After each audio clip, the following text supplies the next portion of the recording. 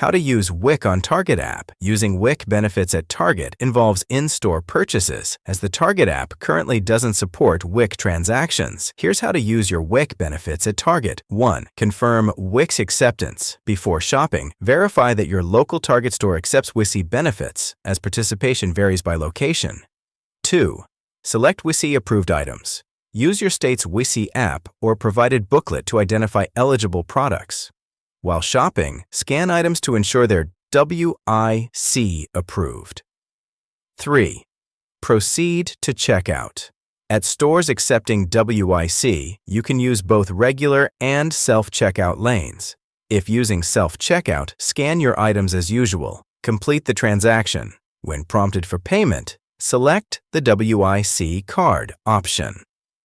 Swipe your WIC card and enter your PIN to apply benefits to eligible items. For any non-WIC items, use an alternate payment method. Remember, WIC benefits cannot be used for online purchases through the Target app or website. Always check with your local store for specific policies regarding WIC transactions.